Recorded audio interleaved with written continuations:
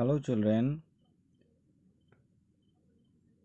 Today we are going to start in the first chapter of English, Honeycomb, and the name of the chapter is Three Questions.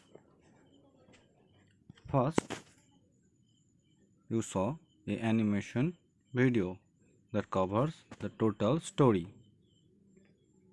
Three Questions, adapted from Leo Tolstoy's The Three Questions. Once there was a king. He wanted to know the answers to three important questions which were puzzling him. He thought that he would never fail in anything he might undertake if he knew the answers to those questions. His three questions were: how can I learn to do the right thing at the right time? Who are the people I need the most to help me with the work? How do I know which is the most important thing to do? The king said, I announce a great reward to anyone who can give the right answers to my questions. The most learned men came to the kingdom. Each one had a different answer to the king's first question. One of them said, for every action, we should draw up a plan in advance, a table of days, months, and years, and must live strictly according to the plan. Only with this timetable, everything can be done at a proper time. Another scholar declared, it is impossible to decide the right time for every action. If you avoid getting absorbed in idle pastimes and attend to all that is going on around you, you can manage the most important task. The third scholar said, however attentive the king might be to what is going on, it is impossible for one man to decide correctly the right time for every action.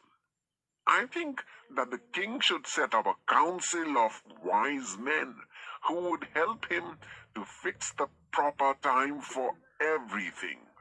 Some scholars contradicted this and said, some things might demand immediate action. Of course, for this, we need to know what is going to happen in the future. Only magicians can tell the king what is going to happen in the future. Therefore, one must consult them. Equally various were the answers to the second question. Some said, the king needs his counselors the most. Some said doctors. Some said priests, while the others said soldiers. The answers to the third question were even more confusing. They ranged from focusing on science to warfare to religious worship. The resulting confusion led the king to meet a hermit who was widely known for his wisdom. The hermit lived in the woods and never met anyone but common people. The king disguised himself as a common man and went to meet the hermit. When the king reached the woods, the hermit was digging the ground for planting herbs. Seeing the king, he greeted him and went on digging.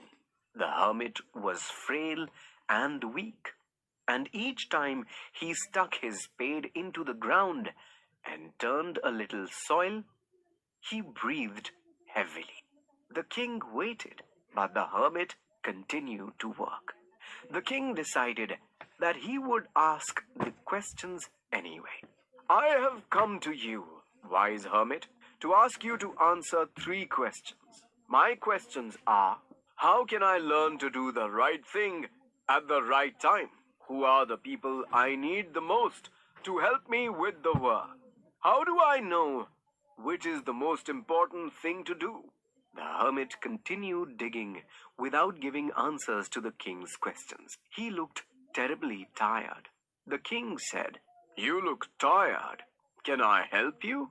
And took the spade from him and started digging. After he had dug 2 beds, the king repeated his questions. The hermit gave no answer. The king went on digging. The sun was sinking behind the trees. They suddenly heard footsteps. someone was running towards the hermit's hut. He was bleeding from a large wound in his stomach. He fell, fainting on the ground, when he reached the hermit and the king. They took him inside the hut. The king cleaned the wound repeatedly and covered it with his handkerchief and with a towel the hermit had. The blood stopped flowing after a few hours. But the king and the hermit continued to take care of the wounded man all night. In the morning, when the man awoke, he stared at the king for a few seconds. He was overcome with shame when he realized it was the king who had saved his life. "Forgive me," cried the man when the king looked at him. "I have nothing to forgive you for." "Who are you?" said the king. "I am your enemy from the neighboring kingdom, who had sworn to kill you because you had killed my brother in a battle. When I heard that you were coming to meet the hermit in disguise, I followed you so that I could kill you. Your men, however, caught me and wounded me. How can I thank you for saving my life? If you hadn't dressed my wounds and looked after me, I would have bled to death. From this day onwards, I will serve you as your most faithful slave and will ask my sons to support you. Forgive me." A little later, the king went out to see the hermit again. "I am asking you for the last time. Can you give me the answers to my questions?" "Do you still need an answer from me in words? When you came to see me, you saw me working. And when you saw that I was getting tired, you decided to help me. If you hadn't decided to stay and help, you would have been killed by your enemy on your way back. I would say that the most important action was helping me. The most important person was someone whom you were helping. Me first, and the wounded man later. If that man had died, he wouldn't have made peace with you. Therefore, the most important time is always now. The most important person is the one who needs your help. The most important action is to comfort the person who needs help."